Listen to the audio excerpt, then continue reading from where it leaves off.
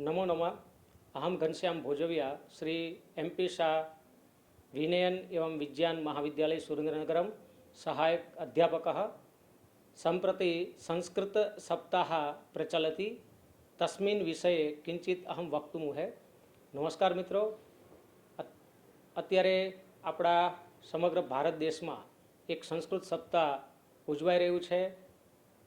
भारत सरकारे रक्षाबंधनना दिवसने संस्कृत दिवस तरीके उजवવાનું નક્કી કર્યું છે અને આ દિવસ રજાનો હોવાથી એના 3 દિવસ આગળ અને 3 દિવસ પાછળ એમ કરી અને એક સમગ્ર ભારત દેશમાં સંસ્કૃત સપ્તાહની ઉજવણી થઈ રહી છે, જે અંતર્ગત ગુજરાત રાજ્ય સંસ્કૃત બોર્ડ ગાંધીનગર અને રાજ્ય સરકારના સંયુક્ત ઉપક્રમે 25 તારીખથી લઈ 31 ઓગસ્ટ સુધી આ સુંદર મજાના સંસ્કૃત સપ્તાહનું આયોજન થઈ રહ્યું છે, જેમાં સંસ્કૃત ભાષાના વિકાસ અને સંવર્ધન માટે સંસ્કૃત પ્રેમીઓ, સંસ્કૃત અનુરાગીઓ, શૈક્ષણિક સંસ્થાઓ, સામાજિક સંસ્થાઓ અને સમગ્ર સમાજ ભેગા મળી અને આ સંસ્કૃતના સંવર્ધન માટે કાર્ય કરી રહી છે। હું MP Shah arts and science કોલેજમાં પ્રોફેસર છું છેલ્લા 5 વર્ષથી।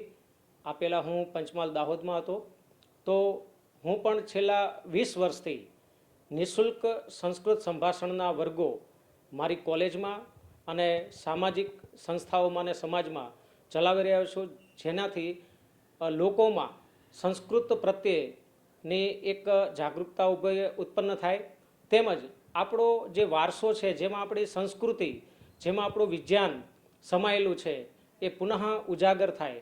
લોકો સંસ્કૃત ભાષાના મહત્ત્વને સમજે, સંસ્કૃતની મહાનતાને સમજે। આજે જ્યારે વિશ્વ ભારત દેશ ઉપર મીટ માંડીને બેઠું છે અને સાથે સાથે જે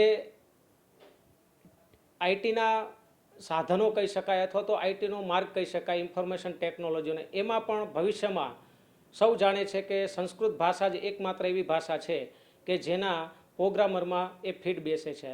આ ઉપરાંત આવા તો અનેક ઉદાહરણો છે, એ વિમાનશાસ્ત્રથી માંડી અને કોઈ પણ બાબત હોય કે જેનું જ્ઞાન અને વિજ્ઞાન સંસ્કૃતમાં સમાહિત છે। આપણે સૌ ભારતવાસીઓ ભારતીય સંસ્કૃતિને સાથે લઈને ચાલનારા છીએ। સંસ્કૃત ભાષા એ તમામ ભાષાઓની જનની છે।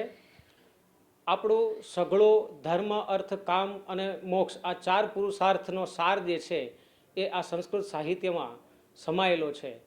તો આવો આપણે સૌ સાથે મળી અને આ સંસ્કૃત સપ્તાહની ઉજવણી કરીએ અને સંસ્કૃતના સંવર્ધન માટે, સંસ્કૃતના વિકાસ માટે, સંસ્કૃતને ના પુનરુત્થાન માટે સૌ પ્રયત્નશીલ બનીએ। જયતુ સંસ્કૃતમ, જયતુ ભારતમ।